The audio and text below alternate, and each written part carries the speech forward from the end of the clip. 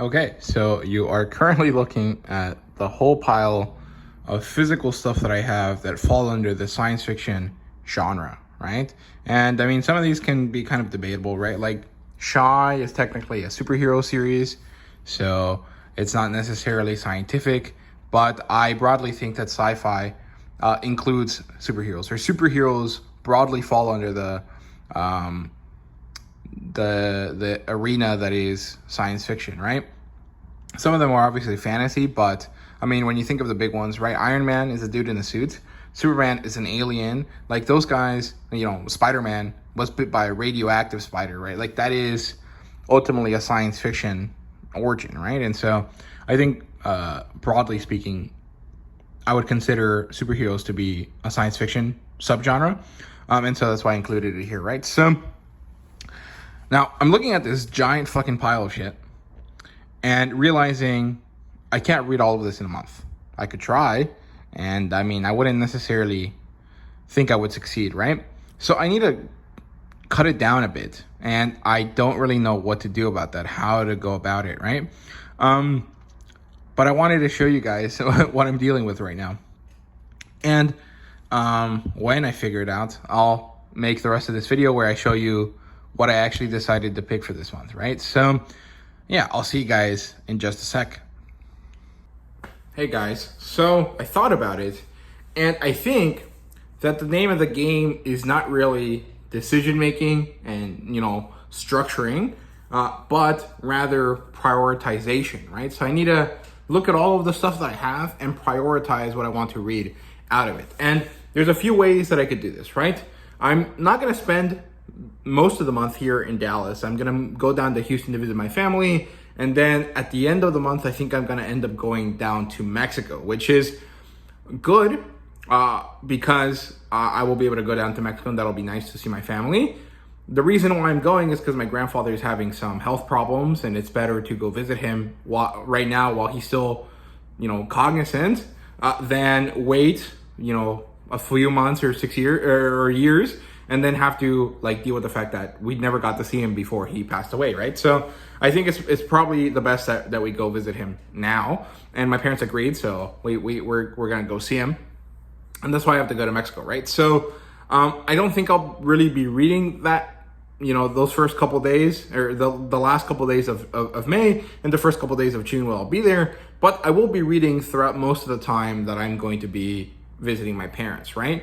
I leave from here on the 7th, so I have about a week of reading time that is relatively free, because I don't really have too much going on besides an exam tomorrow and then just free comic book day on Saturday, right? So we'll have to see. But the name of the game is prioritization, and I do have some things I want to prioritize, so I will highlight those here.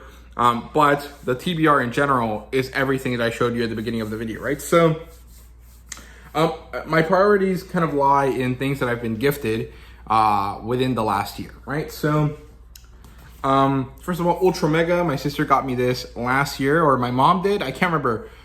One of my family members got me this for my birthday last year. It was part of a larger order, right? And I've not had time to check it out, right? So I wanted to get this. I've also been feeling a little bit of a tokusatsu kick lately. I've been interested in more tokusatsu stuff more than usual. I mean, I'm always interested in them, but I've been wanting to get back into it. And so Ultra Mega is basically an edgy version of Ultraman, right? So I decided to start with that. My roommate gifted me this, I also think for my birthday last year, or for Christmas. I can't remember exactly. I think it was for my birthday. And this is Cutie Honey. This is one of Gonagai's stories. It's basically the start of the Magical Girl series, more or less. It's basically a girly version of Devilman, with more of an Astro Boy kind of vibe to it. It's a girl that happens to be an android, right? So this is exciting. I'm looking forward to it. It's kind of odd. I'm not necessarily sure I want to take this home with me to read at my parents' house. It's kind of odd to just have your family members accidentally flip through your books and they're like, oh shit, there's boobies in this. I mean, we're all adults, right? It's not that big of a deal, but it's just a little bit awkward. It's kind of odd. So I don't know if I'll take that home with me, but I do want to read it this month. So we'll see. I also want to prioritize Char's Counterattack. Now, this isn't gifted to me by anyone. I actually bought this recently, but my buddy Darth Penn was talking about it, and he wanted to know if I had any thoughts on it yet.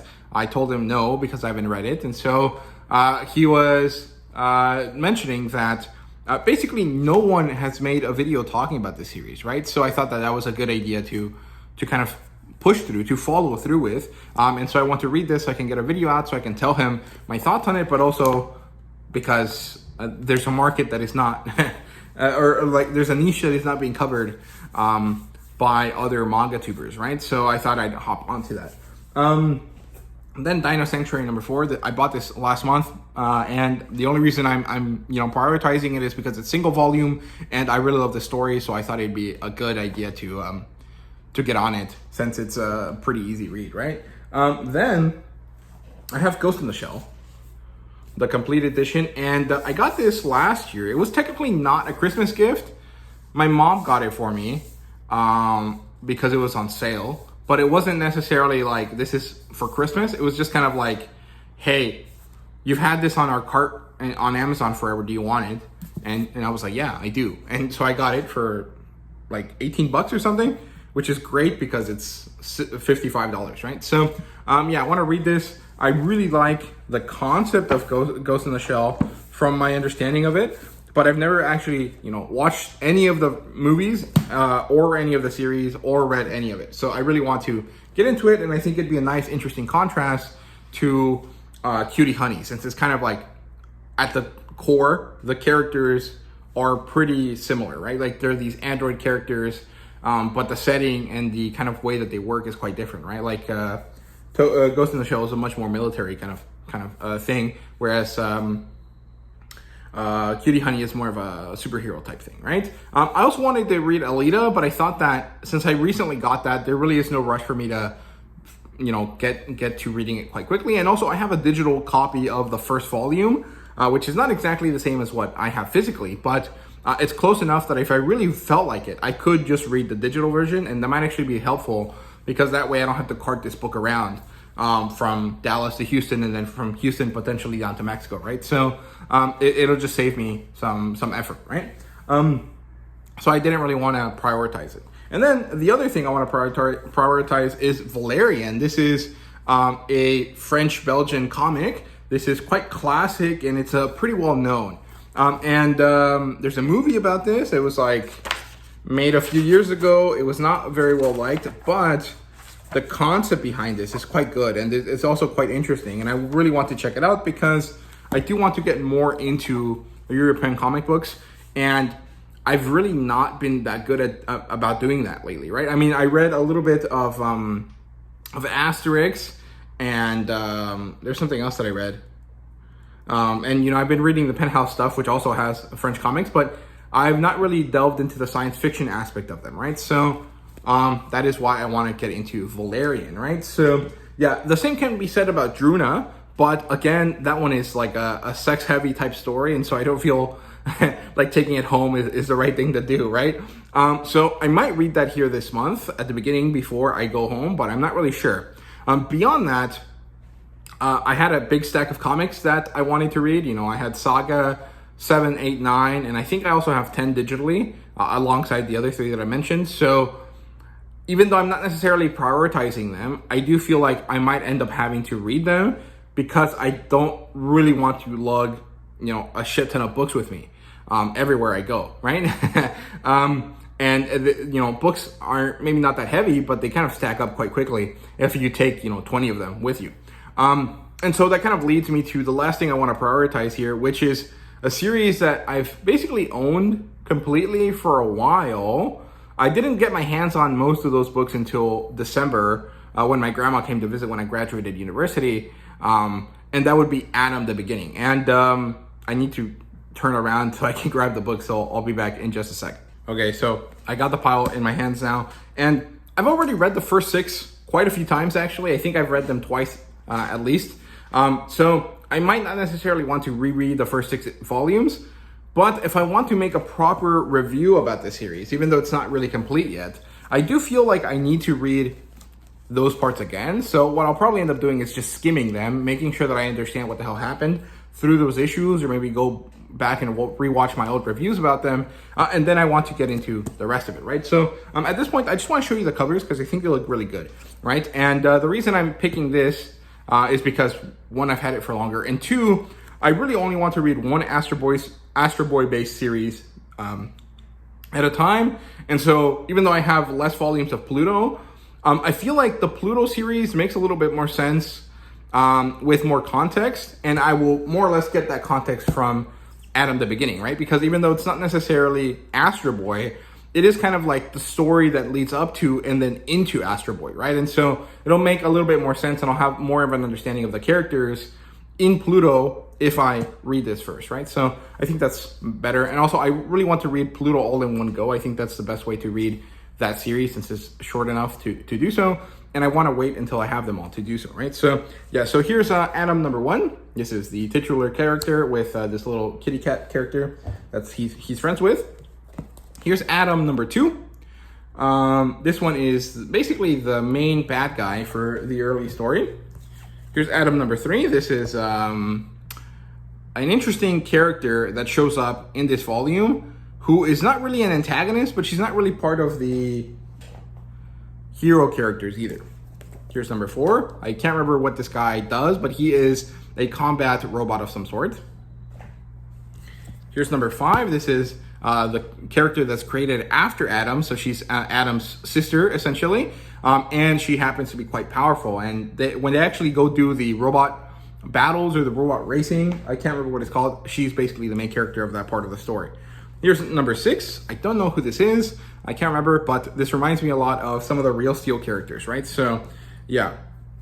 Here's more of those bad guy characters from the beginning. For number 7. Here's number 8. This looks like the cover from number 4, but different, slightly. Here's number 9. I don't know who that is.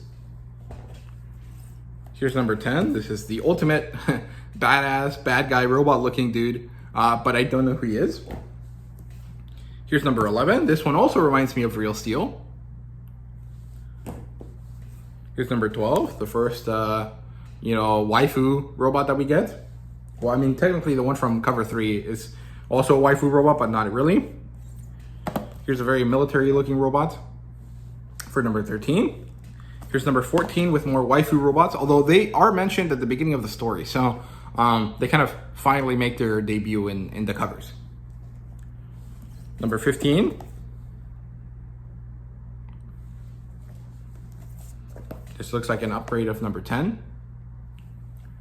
And then this last character here, who's obviously a robot because he has these things, but he looks more like Shigaraki from My Hero Academia, right? So yeah, I also have all 13 volumes of No Guns Life, and I forgot to put that in the previous video. I'm not gonna redo it to add it, so I'll just mention them here. I really want to read it, but I've read about half of it already, and I know how it's gonna make me feel and what I'm gonna, like, the mood I need to be in to read that and enjoy it, and I'm not currently in that sort of mood, right? And I don't think I will be in that mood for a while, so I think I'll just leave it alone, and maybe, in September, I might revisit it with a second sci-fi month to kind of cover all the stuff that I didn't get to read this month, right? So I think those are my thoughts and my ideas for the TBR for this year, for this month of May. Hopefully it all works out. Ultimately, I do think that even though I prioritize, those 7 books here or 8 series total, I might actually end up not reading many of them, right? So it just really depends on what ends up happening. But hopefully it's not so bad as last year or as last month when I didn't really read much at all, right? So we'll see. Anyways, those are my thoughts. What do you guys think? Is this an insurmountable amount of books to read in 1 month? Let me know down in the comments. And thank you guys very much for watching. See you guys later.